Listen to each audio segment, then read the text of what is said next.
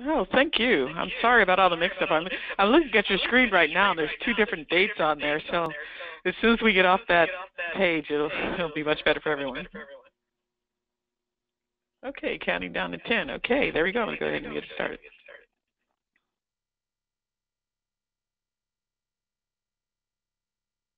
Good afternoon, and thank you for attending another ASQ Lean Enterprise Division webinar. My name is Tricia Zulik. I'm your webinar chair and your moderator. Today we welcome Joe Barto. He's going to share with us DI disease and how to cure it. Without further ado, I'm going to turn it over to Joe. Be sure to make sure you mute your phones and put your questions in the question panel of the GoToWebinar control panel, and we'll be glad to answer those at the end of the webinar. Without further ado, Joe, take it over. Thanks, Tricia, and thank everybody for coming and joining the webinar today on a topic I'm pretty passionate about. Since 2002, we've been helping companies accelerate their journey down the path to continuous improvement and the path to near perfect performance. So today, what we want to talk about is the DI disease and how to cure it, and again reschedule from May 10th to today. So in terms of an overview and just in background, my company TMG since 2002 has been working two sides of the equation. One is the team performance improvement side, and the second is the continuous improvement side of the equation, which I'll go into briefly here in a minute. But one of the things that we've learned over the years is this thing called the DI disease, and the description here is, I have a problem within 5 minutes, have to find it, decided how to solve it, then spend the next 6 months trying to implement a solution and band-aiding the symptoms to get the job done. And the worst part about it is I get emotionally tied to a bad solution.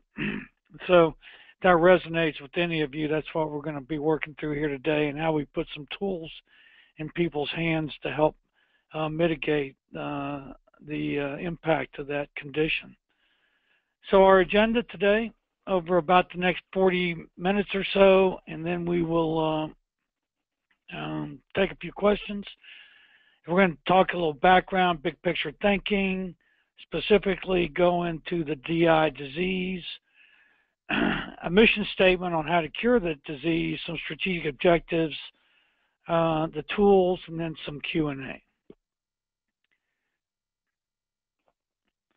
So in big picture thinking, and we think in every business, the goal is consistent near perfect performance.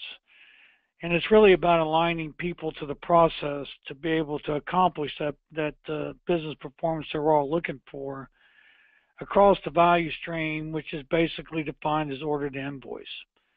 So as you think that in that equation, you're constantly balancing people to process in order to accomplish that outcome. So when you look fundamentally at any business, specifically in manufacturing, which is the bulk of our experience, this is a fictional company. Total revenue last year of 156 million. 90 million of that is in materials, 40 million in labor. And if you look at that equation, last year pretty successful business. If you do the math. And then you look at, okay, so in 2017, they have a forecast to increase their revenue by 14 million. They're going to have to spend another $5 million on material. So the real question is how can you actually optimize the people in your business so that you can control the labor costs, which in our view is really the discriminator in the marketplace today.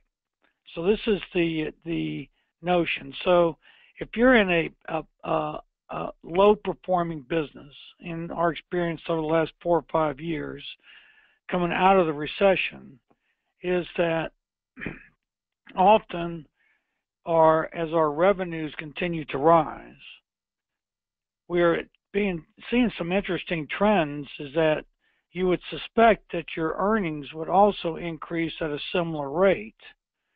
But what we discovered was this little phenomenon that essentially your labor cost was increasing at a faster rate than your revenue increase. So while your earnings should have been going up, actually the earnings were going down.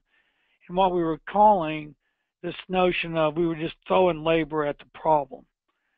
So here, what I'm trying to establish is that this is the fundamental equation of running a profitable business, with probably the largest single discretionary or at least independent variable is the total cost of labor.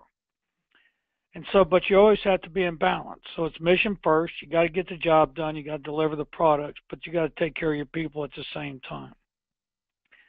So what does it take to profitably run your business? We think a balanced approach. Mission first, people always. Next slide is really important as you think about the strategy for this. So when you go back to historical best practices, we look at this notion of normal, which is when we do some initial work with our partners, what percentage of the business that they're doing today, how many percentage of their orders can essentially flow through their value stream with very little variation, producing the outcome and the invoice that they want. So what percentage of your daily operations are normal? Often when I ask this question to a group of leaders, I'll say, when was the last time you had one order go through your entire process? Often after they stop laughing, they say, it's really never happened. And we say, well, is that possible? And I contend that it is. So when you think about normal, and then underneath that, we have this on the left-hand side, we have this notion of heartbeat leaders. And we believe those are the first-line supervisors out there, or the last leader between the organization and the people who actually do the work. And when those heartbeat leaders have a good day, everybody has a good day. And when they have a bad day, well, we all know what happens there. So abnormal is when those little problems creep up in the normal value stream. And the heartbeat leader's ability to do daily problem solving. And that means see the problem, stop, fix it, share it with somebody who needs to know, and every day be focused on leading to win.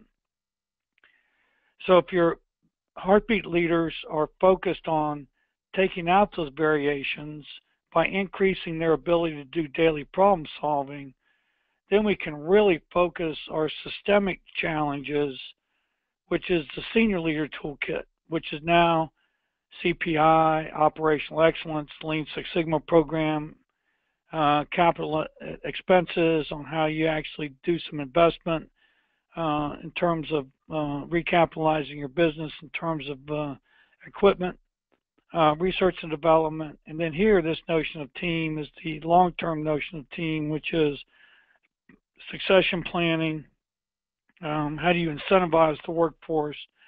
In longer-term programs that really require the focused energy of the organization. So if you think about that as your strategy, which is how do you increase normal by eliminating more of the daily variation, and then focusing your real CPI OpEx problems on the big challenges, then what are the barriers against that? And so here's some trends and observations that we've seen over the last several years across our experience across the country. First, overtime is out of control. As we continue to essentially work our workforce to death, mandatory overtime, not unusual. You're starting to see employees that are making 25-30% of their base salary on overtime. And so when you try to then go in and control that overtime, some really interesting things happen. We were in a plant the other day, and they were in an overtime control mode there. And after the general meeting, one of the teammates, really good guy, went to the general manager and said, "Can't believe you're doing that to me." And the general manager said, "Well, you know what I mean? I'm trying to take care of you." He said, "Well, yeah, but I just bought a brand new pickup truck, and I'm paying for my car payment out of that overtime. So when you take that away from me, that means I can't afford my pickup truck. So that is overtime's a very emotional thing that's actually causing your labor costs to rise at a rate that is controllable and is oftentimes out of control. And then we have this over-reliance on temps and causing a lot of quality risk. Starting to see that has become more of a it's more the norm than it is the exception. And it's interesting with the temporary workforce is that it really started, the highlight of that was to take peaks and valleys out of a cyclical workforce and using temps for usually entry-level positions that required little or no training. Now it's generally a temp to perm strategy, yet we tend to throw a lot of faces at this. 2 years ago, we were working with a partner that had to maintain 50 temps in the workforce. They churned through 600 faces that year, causing a tremendous amount of quality risk as you continue to try to train those temps up to standard, causing again a high demand on those first line supervisors who essentially gave up because of the people were just coming at them at such volumes. Also seeing this challenge of increased outsourcing resulting in a higher supply chain pressure. And when you start to think about abnormal things, we're starting to see abnormal as just supply chain not providing the materials when they needed to be there. But it's also really easy just to blame somebody in the supply chain. Doing some really interesting work in supply chain on the impact they have on the operations and the manufacturing process, yet they don't really understand often that impact of their work. And then a bunch of increased dysfunctional workforce churn. So when we look at this, who's the biggest risk to leave your organization, your best or your worst? Generally it's the best. As more external opportunities arise, leaving you with the ones you never wanted really to start with. Voluntary retirements due to frustration. We have those high quality individuals that couldn't retire during the recession. Now the economics are right and they're retiring, yet usually taking other jobs. So again, you're losing them and they're going often to your competitors. And then we have this interesting notion of the retired on the jobs folks who are driving our labor cost up because they're making an awful lot of money and stifling high potential advancement while decreasing productivity and engagement. These are the ones that often feel like they're entitled in the business and often, actually stifling any type of continuous improvement and operational excellence work there with the idea that we are just trying to get through the day. And then when you think about this in terms of data, and this is kind of transitioning a little bit to this the MEG process, is when we think about our labor, we generally have very little data in order to make decisions. So a lot of the decisions we make around people are done very emotionally. And it causes two types of employers, I think. One is the arrogant and the second is the ignorant. When you say things like you pull some data, and if you want some advice on how to do core attrition analysis, just ask yourself two questions. What was your average headcount on any given month? And then how many W-2s did you issue for that year? That'll give you a core number on how many people came and went inside the workforce during that year.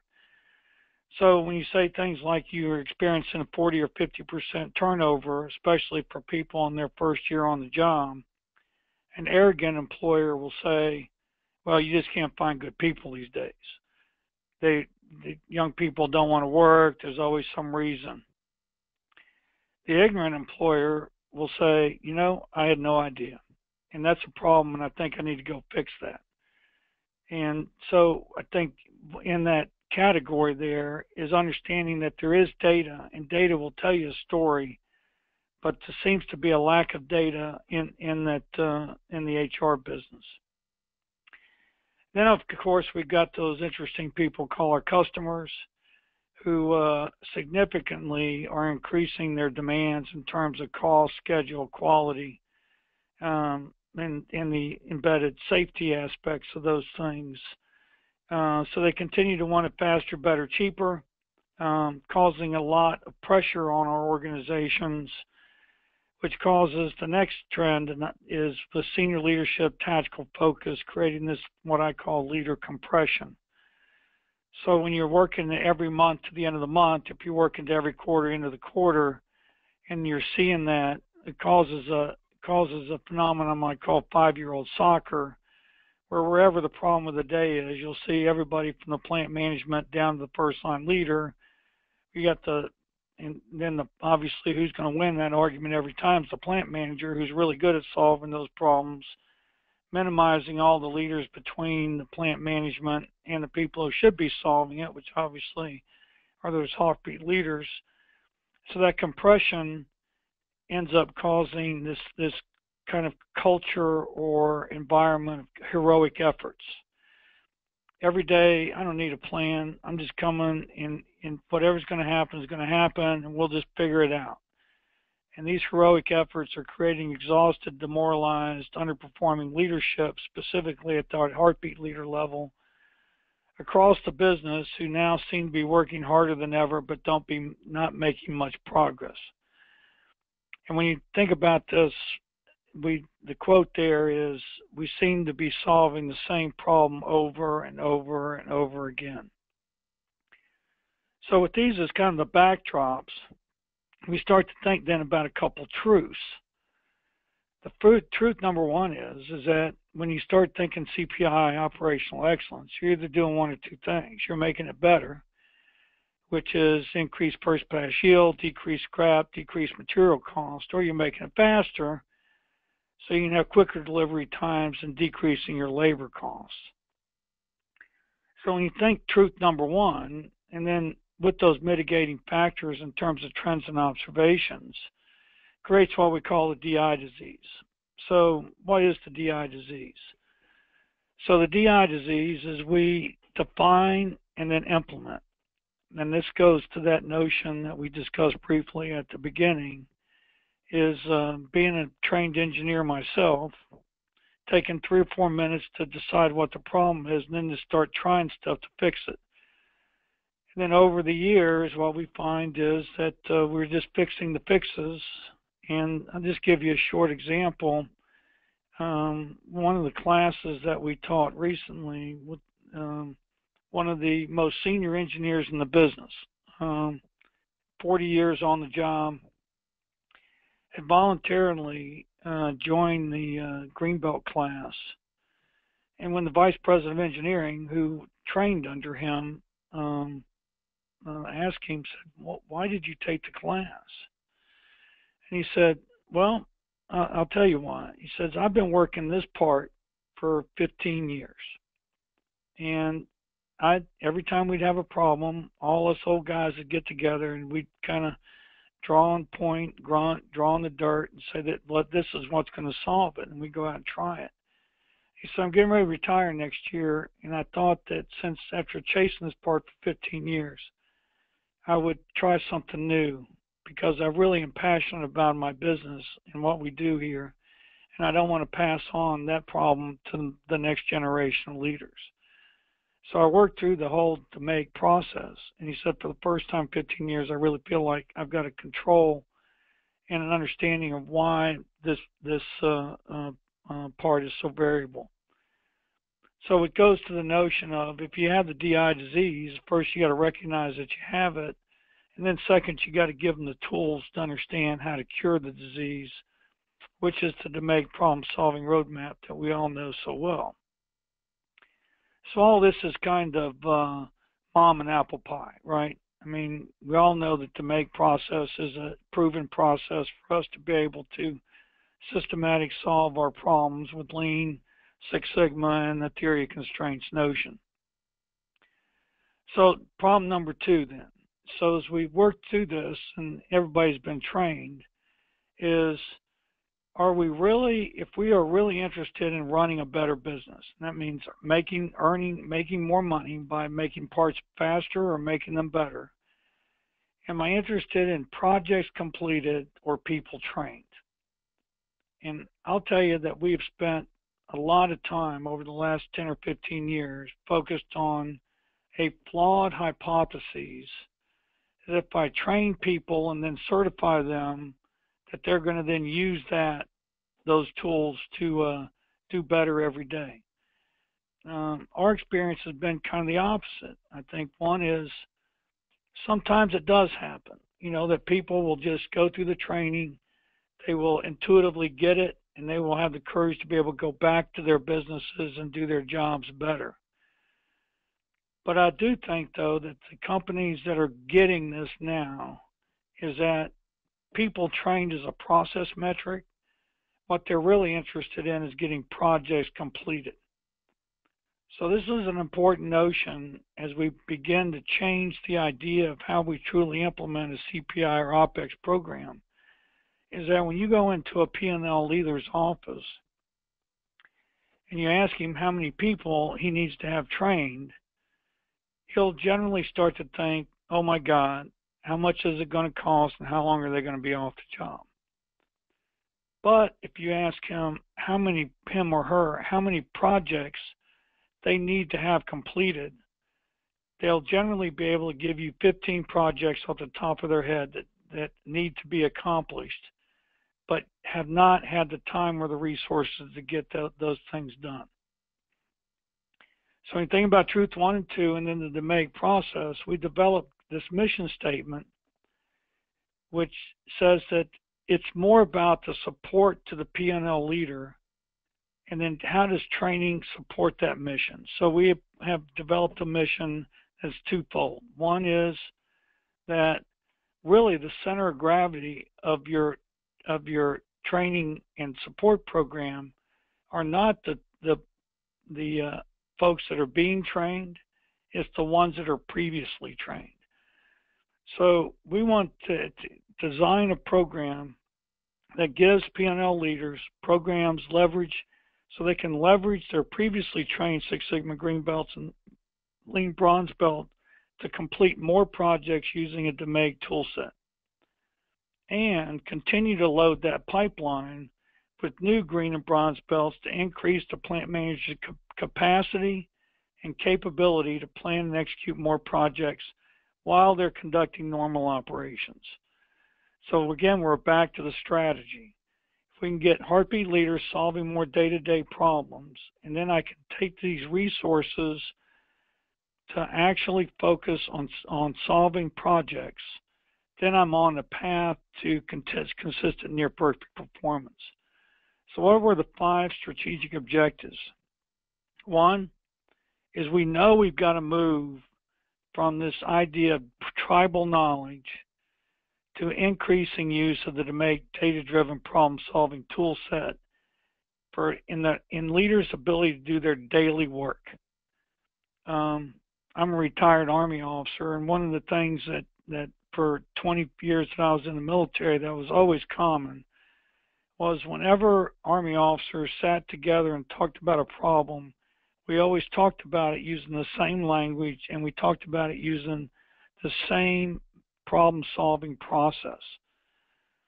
So one of the true advantages of this is that if we actually embed the DMAIC process in our organizations, when people sit and talk about their work, they're going to talk about it in terms of the DMAIC process so that they can get their work done better on a daily basis. Second is we want to make this a irreversible momentum by completing more cost reduction projects while we operate the business. Every business has got a cost reduction goal, and using DMAIC in order to meet those cost reduction project goals will give the program irreversible momentum. If you focus on a training program then the training programs will come and go based upon the economics and the benevolency of the leaders. Certainly, number 3 is shifting from a training program to be a plant manager Hoshin-driven CPI OPEX support system.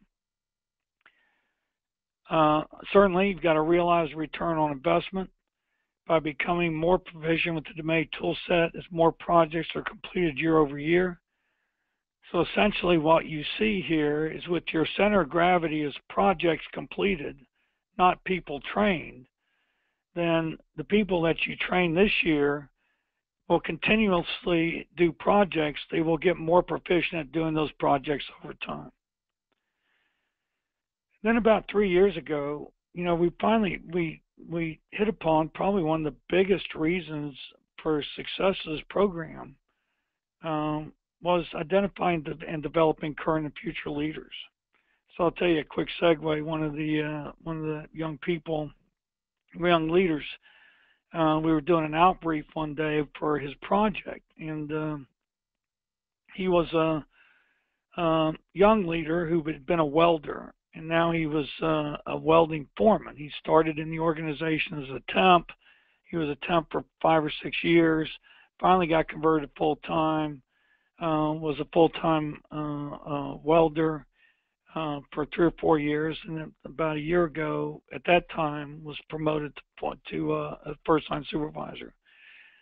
And the VP of engineering looked at him and said, well, why are you in this program? He said, I'm really passionate about my business, and I want to get better at it. And he said, okay, well, have at it.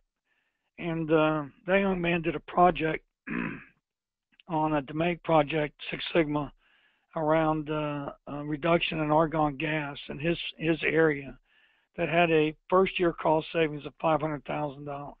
Completely blew everybody away. And we were just there stunned at the end. And finally, the VP looked at him and said, so what do you want to be in this business? And he said, well, what do you mean? He said, you can do, with that kind of analysis and what you've just shown me, you can do anything here in this company. What do you want to be? And that's when it dawned on us that this program identifies young leaders who get an opportunity to show what they can do at a different level. And we've seen this over and over again now over about the 5 or 6 years we've been doing this, that probably number 5 here, how we identify and develop current and future leaders. This is what we want leaders to do every day. And that was really, really powerful. And then when we asked this young foreman how he found out, he said, I read about it in the plant newsletter, and I went to my boss and I asked him if I could join. I don't think we'd have ever gotten to him because he met no profile for coming into the Six Sigma training program. So you never know what's going to happen, and this was probably one of the biggest benefits. Now when this is briefed every 6 months in front of the senior executive team, it's briefed with a panel that has the bio sketch and then the 6 panel on their project. And it's amazing how the executive team wants to spend more time talking about the people who did the project more than they want to talk about the project. Again, showing this interest on how do you identify those leaders inside the organization. So let's shift here real briefly, and kind of work through the toolkit. So the tools are in 4 areas: champions, Six Sigma Greenbelt, Lean Bronze Belt, and daily problem solving. I'll work through these pretty quickly because you can look at the deck. When you look at the champions goals, what we discovered was where often we had the biggest weakness in education was not at the people who had gone through the training, it was the senior leaderships of the plant. They didn't even know enough about the CPI OPEX program to be able to really understand what was going on. And so it wasn't that they didn't want to be involved in helping them do the project, but also often it was just an ego thing. They didn't know enough about it, so what they would just say is, well, whatever you're doing is fine, just let me know how I can help. So this is all about educating the senior leaders And we do this over multiple processes, as I'll show you here. Certainly there's an education piece in terms of executive overview of the tools, lean, theory, constraints, Six Sigma, and the team performance improvement. Understanding their role as a champion. But we use this training to actually work through kind of an interesting methodology here, which kind of brings everything together. First, we wanted them to identify project areas derived from the business plan. Existing products, new products, rooted in the budget, P&L, and the forecast. Then we take those project areas and we group them by CPI or IFS tools, which were lean, theory of constraints, which were Six Sigma, which were daily problem solving.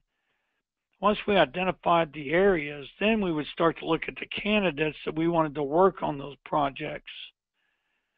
Then we'd match the candidates to the project areas, then develop a schedule based upon the operational tempo and sales forecast, and then put our training program, training, coaching, facilitation project execution plan in place, and then make sure that it was done when we needed to produce the business metrics and the outcomes and update our plans.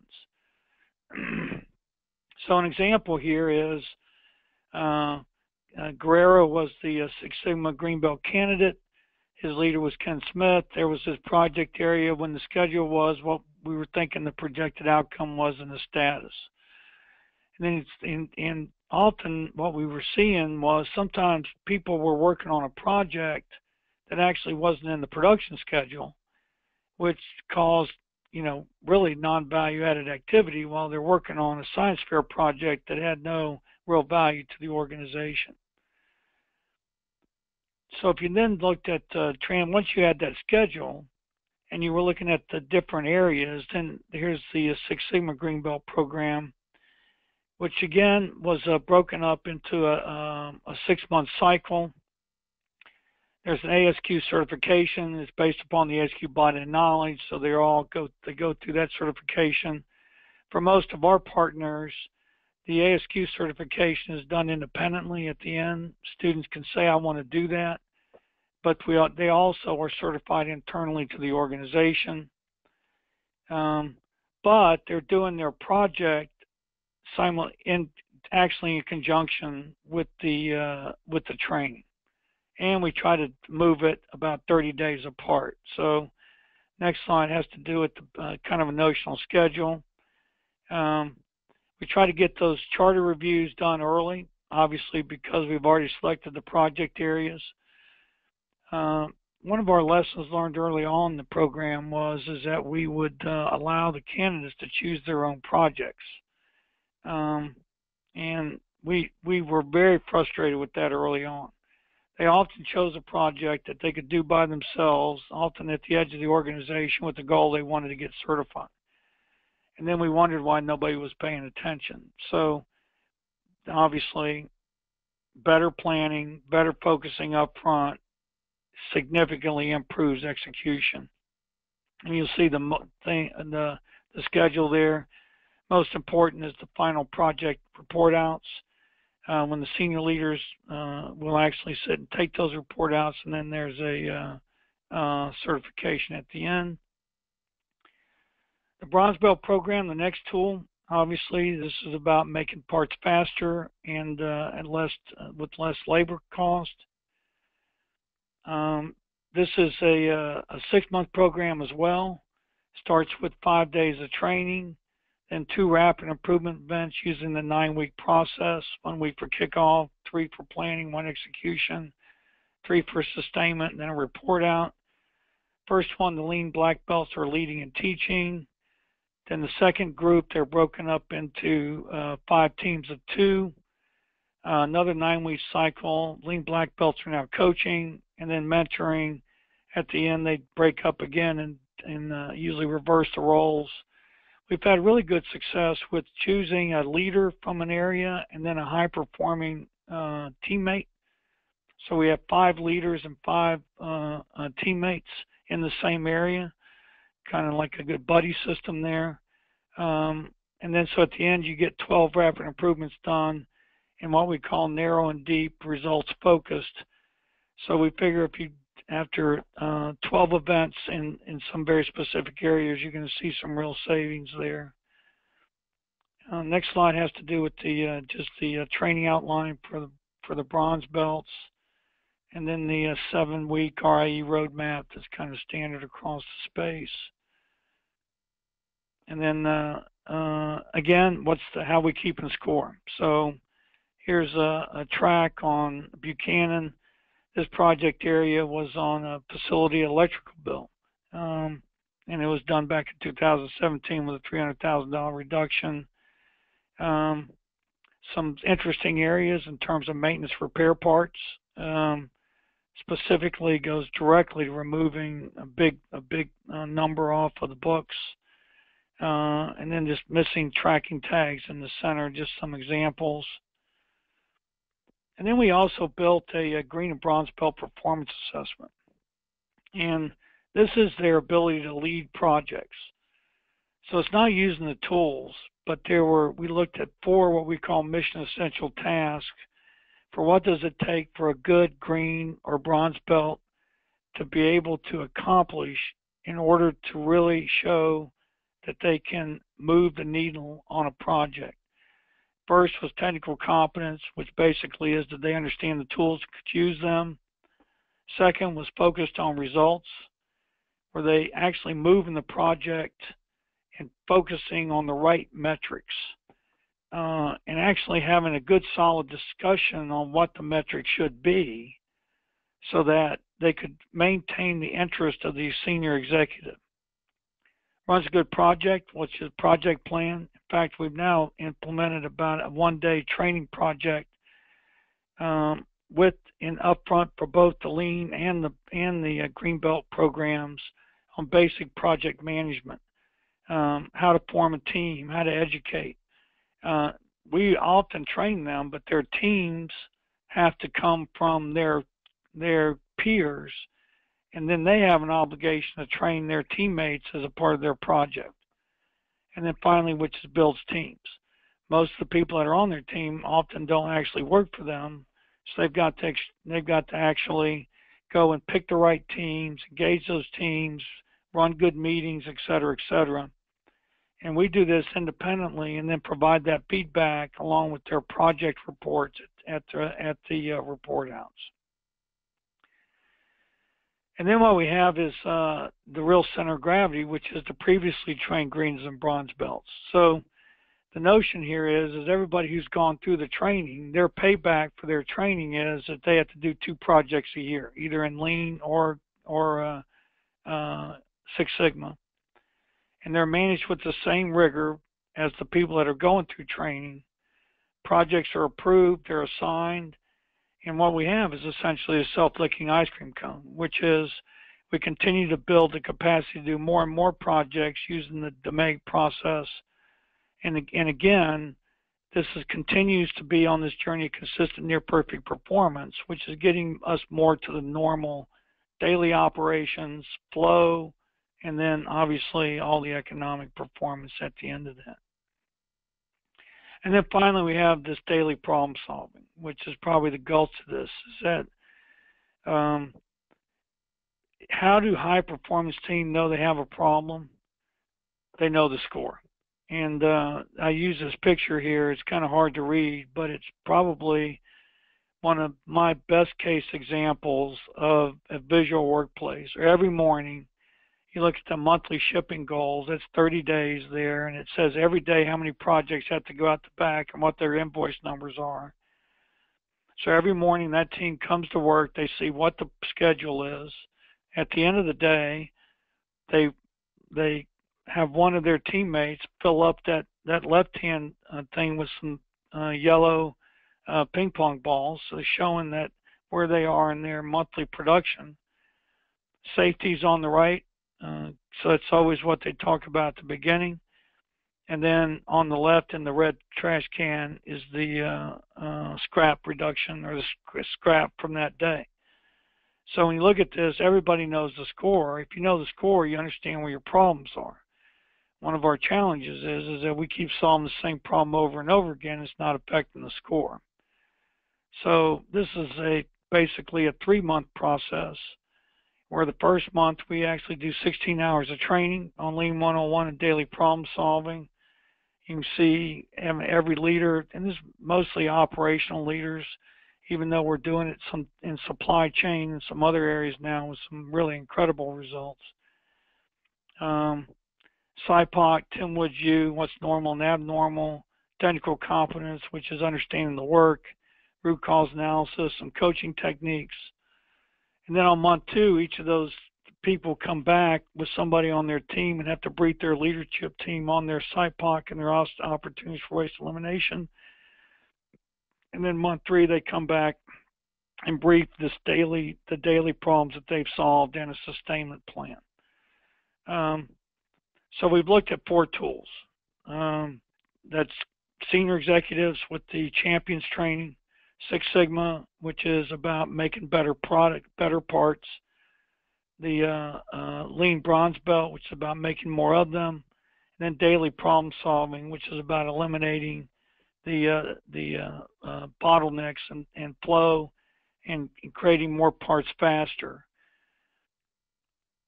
So here's results from 2016. The leader is the plant manager, it's the number of projects, the number of hardline savings that they see there. And then in 1 year over this organization, about a little over $24 million in savings goes right directly into their cost reduction goals for the year. And that's some serious money. And this is what causes these programs, when you look at it conceptually across the marketplace and across the entire business process, start to make some real value-added activity, because you're focused on the number of projects as your core metric, not the number of people that are trained. So what is it? It allows you to think strategically by changing the conditions and then act tactically all around some common metrics. So it fundamentally goes to the character of your team, which I think all our teams have one of 3 characters. One is, when you implement a system like this, I think it tells your team that you're competing, you're playing to win. The whole team owns the business. We understand our score. We understand what we're trying to accomplish here. We're maniacally customer focused, and we're constantly asking the question, how good can we be? And then you have those participating teams that are just playing the game. When you ask them, who owns the business? They say, you own the business. Who do you mean? Well, the boss. So their first call in the morning is to their boss. Their customers are relevant. And as long as the boss is happy, they're happy. And they often are saying, well, we're doing fine. We're making money. We're still in business. Why should we change? And then at the other end of the spectrum, we have those that are teams that are just blaming each other and watching others play. They're the ones that are entitled. Boss, customer, and the team are the enemy, and you owe me. I put these in here. I put this slide in here because these tools and the process that we implement these tools will actually reveal the character of the team that you're playing with. So these tools are easy to understand, easy for plant managers to support and to resource, and also will be a mechanism for them to either execute or to say, maybe we just ought to just go back to the way we've always done it, which is we're just going to make it up as we go. And so at the end of the day, it's really about the strategy.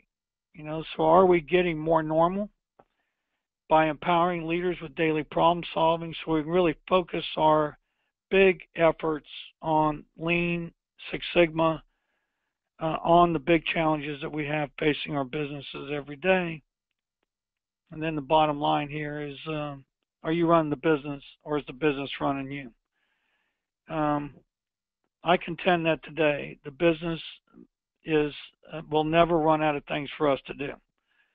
So we've got to get them back. We've got to get those things into people's lanes and give them the power to do that. And I think that what we've tried to show you here today is that by taking on this DI disease, will take you down the path of constantly being run by the business. If you do try to eliminate the DI disease and actually educate, train, coach, but then focus on actually executing projects in order to reach normal, minimize the abnormal, and then focus your big organizational energies on the big problems, then you'll be running the business and you'll be better for that. So that's what I've got for today. I really appreciate Tricia for inviting me to come and present, and I think I'll take a deep breath and I'll answer any questions. Joe, thank you. Thank you very much. We do have a few questions. So the first one comes, if you believe you're on a competing team, but one of the managers feels that the way they've always done it is the best way to do it. In other words, they don't know their score, they don't know their numbers, and they're in the blame mode. How do you help impact that one individual to get to the competing mode the rest of the team is at? That's always a tough question, you know, because this does not happen by popular acclaim. So I think one is you've got to go back to the fundamentals of show me the data. What I've discovered is that those leaders that are in that kind of crisis management mode often hate data because it eliminates, it sheds light on something that they want to make very emotional. And, you know, so if I hear this one more time, I'll blow my brains out. Joe, you just don't understand. You just don't understand. Our business is so unique. And I was like, oh yeah. So you guys probably all resonate with this. I mean, I go and walk plants. I've been probably 300 plants in the last, 10 years. And we got in the same plant, shift to shift, it's a different plant. Everybody's solving the problem differently. So if they run and hide behind that, then I think at the end of the day, bring right back to the two numbers. What's the revenue? What's the total cost of material? And what's the total cost of labor? And those three questions are what the CFOs are going to pay attention to, and that tends to drive away all the turf and ego. Awesome, great. Another question for you. You have a brand new member to the management team who's never been a manager before and used to be a line employee, for the lack of better explanation. And they're just now trying to understand the whole DMAC and productivity and reduction in overtime, and they're just not sure where they fit in, and they revert back to, although they have the title of manager, they revert back to being a line employee for the most part. In other words, spending 60 to 70% of their time on the floor doing what the other employees are doing, even though they're supposed to be managing and leading others. How do you best address that with your program or within the scope of Lean and Six Sigma? Another great question. I think when you think about the heartbeat leader again, my mission in life since 2002 has been around these heartbeat leaders, because they are the ones that are driving our business every day, yet we have never taught them what we expect them to do as they transition out of the hourly workforce into a leadership position. And I think this is probably where we have spent an inordinate amount of time, is when you ask this question, said, do you believe that heartbeat leaders are important? And everybody will say, oh, absolutely. Do you want them to have a better day? Yes. Do you want them to have a great day? Yes. Have you ever taken the time to describe what a great day looks like, from the time they come to work to the time they go home? Well, no. Well, how can they have a good day? And I would contend that you could use the same DMAIC system in order to eliminate waste and define what you want your leaders to do. And in the case you're describing, Tricia, is so common. They got promoted because they were really good at solving the problems. So they think they're doing the right thing by coming to work and spending all their time solving the problem. So it's not that they're bad people, is that the organization has failed them. So one of the questions we're working on a pretty large project right now is, when you look at this, there's really two areas. First is current leader, current job, and how do you help them get better in their current position. But the second is, when you think about future leaders and that transition from the hourly workforce into a leadership role, what are the things you want them to know on their very first day on the job, so that their first day is a performance day, not a let's see how this goes day? And when you think in those terms, do you want them to know SIPOT? Do you want them to know their role in problem solving? So, when you think about this again from a Lean Six Sigma, and the customer are those daily workers that come to work, should we give them a leader who knows what they're doing? I would say yes. Should we invest in them? Yes. Do we invest in them? Generally, no. Very well said. Here's another question. Because of the recent changes in federal minimum wage and how different states are taking them, specifically like here in California, what's happened to the line manager is we used to delineate between hourly associate and exempt manager or line manager. Now everybody's hourly, so in some people's eyes it seems like a demotion because you have to earn a pretty high amount to be exempt from overtime. How do you help that leader better understand that difference? Because they're looking at, I clock in and out just like everybody else. I'm no different. You have any suggestions for that? I do. I just have some experiences with that. In every organization there's that line, and it's line between the salary and hourly, and it creates a tension, right? So the salaried workforce, their metric is getting the job done. The hourly workforce, their metric is how long do I do it? So that's going to cause tension in and of itself. And so how do you move them from that to a team goal? And this is where I think the magic of metrics come in.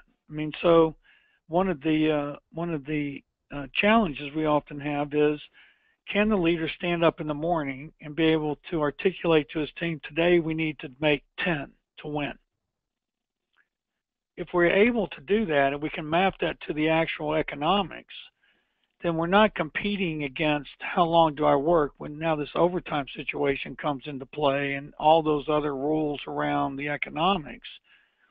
Now people are playing towards a common goal, and then it's the organization's responsibility to align the economics to make sure that it incentivizes the right performance. And I know that's a real easy thing to say and a really hard thing to do, but if we don't, that's one of those things that with the organization has got to burn some energy on to ensure there's alignment there.